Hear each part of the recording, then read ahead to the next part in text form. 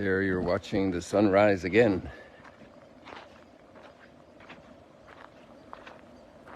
A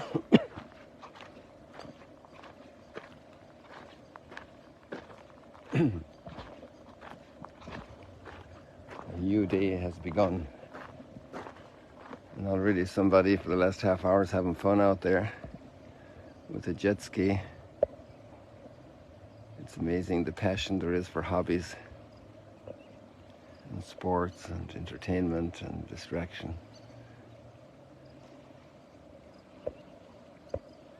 And that's quite a distance away.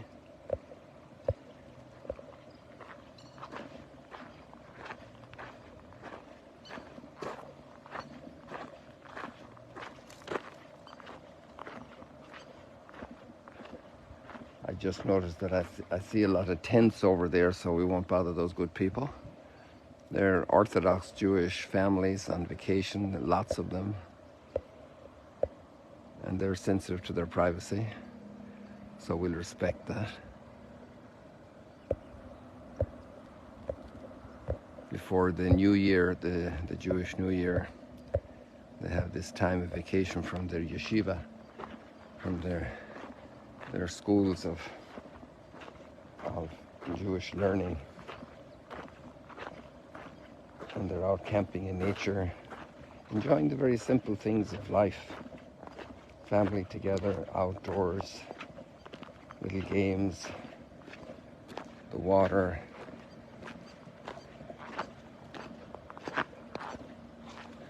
People who stay out of the mainstream economic pressure and stress on the one side, which is the object of a lot of critique by folks whose only meaning in life is push and shove and work, and so there are different ways of seeing it. You know, some people consider them not carrying the burden of society, and there are obviously many issues, and it's above my pay grade to discuss and resolve all of these, but I find it an interesting, also in a way, like a critique of society,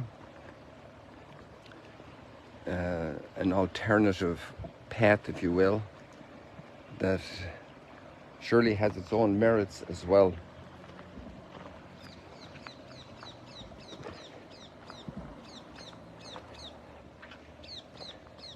And its own limitations and pitfalls and shortcomings, no question about that. Like every way of life, every choice we make, we gain some things and we sacrifice other things in the process.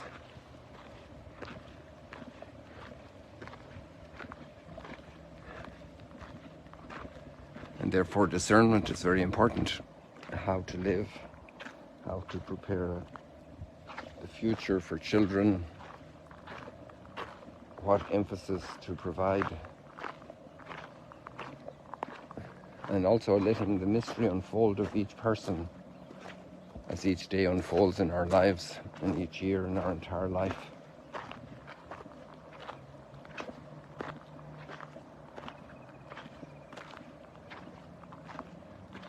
And we have a line today from Psalm 95 or 96. 96, the Lord comes to judge the earth. It's the part of the last verse of the portion of the psalm we have today. The Lord comes to judge the earth. So we live in a relationship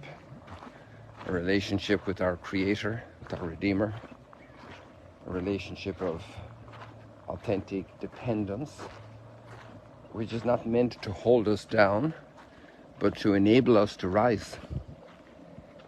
And so, like an astronaut in space doesn't want to lose contact with the spacecraft as he walks out in space, he needs to be well secured.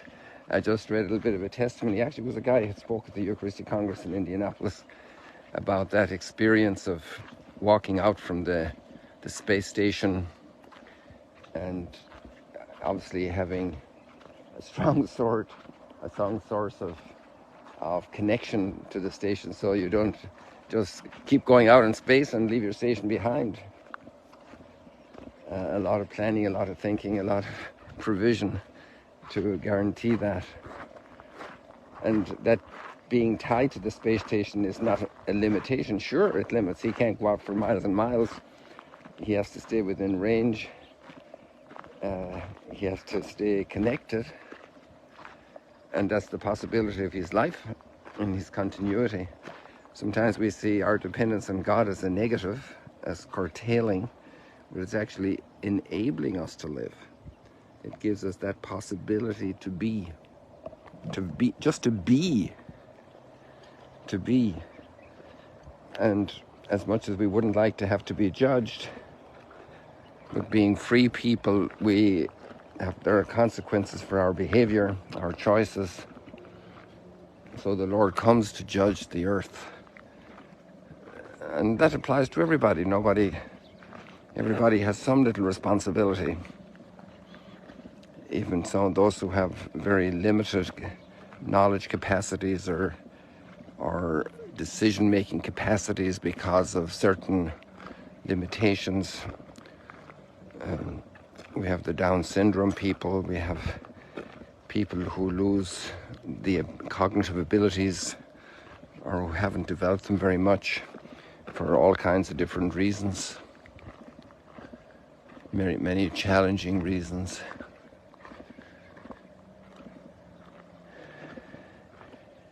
The Lord comes to judge the earth, and he comes with mercy, he comes with goodness, but he comes to judge. And there has to be some substance in that. So that's also a little bit the backdrop of the reading.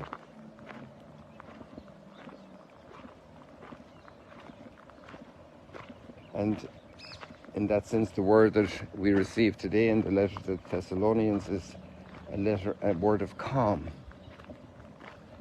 Don't be shaken out of your mind suddenly by something people say, by some event or something that seems to be supernatural. You have all these... Sorry about that, people. The phone slipped out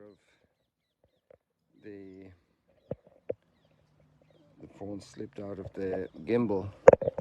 So I think we're going to give you a little somersault to get you back in unless we cut off the video. But if you can bear the somersault, if you're still there, I think some of you are, then hope you didn't get too scared. Speaking about being scared. Hope I get this right. We're a little bit of trial and error here. We're seeing some of the sunrise instead of seeing the ground in the process. Hang in there, people. Now it's going to do a little somersault as we get it into the gravity position. Okay, hold on. I think we're good now. You're still there? So that was kind of good timing, in a way. Where are we here? So let no one deceive you in any way or shock you. Alleging stuff that even Paul said. And we have all this scare stuff out there, and so many people end of time stuff and strange phenomena stuff and conspiracy stuff. Keep your wits. Stay calm. Even when the phone falls off the gimbal. Stay calm. You've been called to possess the glory. Wow. I'm going to cut the phrase at that point. Those of you who want to check it out a little bit more. We've been called to possess the glory. Some person once told me that God doesn't give his glory to another. But there are a lot of other lines where God wants to give us glory. It's amazing. To participate in his glory. To be raised in glory. In the letter to the Philippians is filled with this. It's interesting. This is our calling. And this is why God created us, to live forever in His glory. Amazing. Amazing. God our Father, who has loved us and given us everlasting encouragement and good hope through His grace. May He encourage your hearts and strengthen them in every good deed and word. So in a time when some of those early followers were expecting the end of the world right away, here just a solid word of calm down, keep your wits about you, don't lose your equilibrium.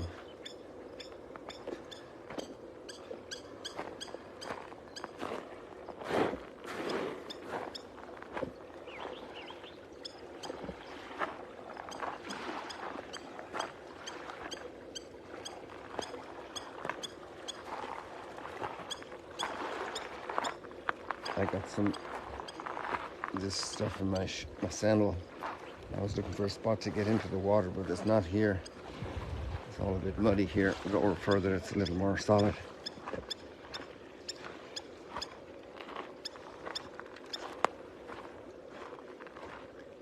And then you should be praying for all of us who are pastors and preachers and teachers and even parents, all the responsibility for others, because there are strong words again in the gospel in that sense about the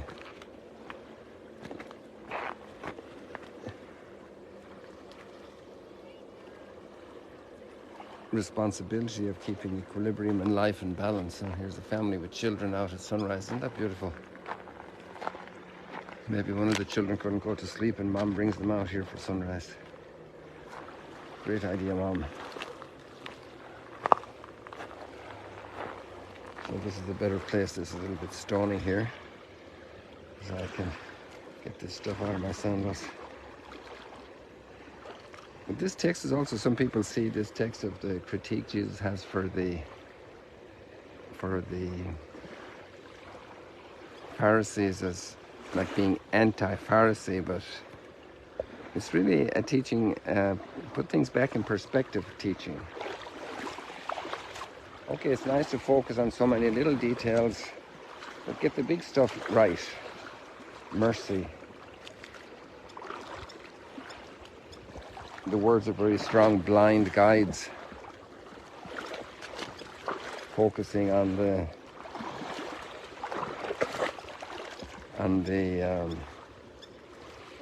dill and the common, but the big ones are important. Mercy, kindness.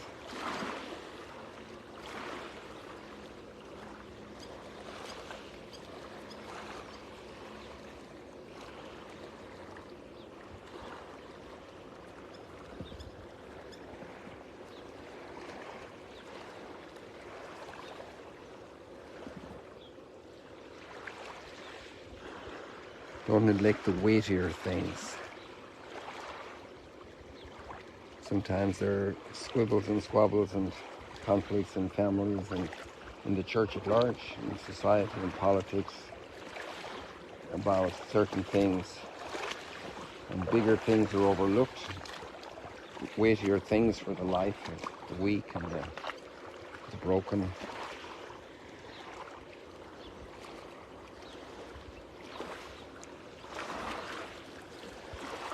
Sometimes we get distracted with the little things. They kind of make us feel busy and doing good, and no doubt it is, but maybe we're neglecting the more important duty that's calling, and it's our responsibility. There's another discernment task to be handled. And sometimes it's easier for us to duck it and to get out of it and not get the job done that's really incumbent upon us.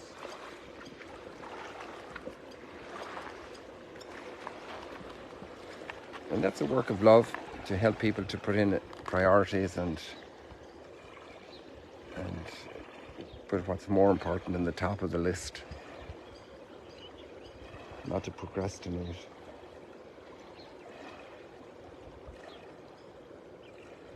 see, there's a very nice line there. It says, do these things, but take care of the other ones. And that's a line of kindness, a line of goodness. Cleanse first the inside of the cup, and then the outside can be clean also. Do the important priorities first. People, God bless you. See you later. Keep praying for all people in decision making, especially in all the areas of conflict of the world today. That this world God gave us to live together as family, as human family. Mom here with her children.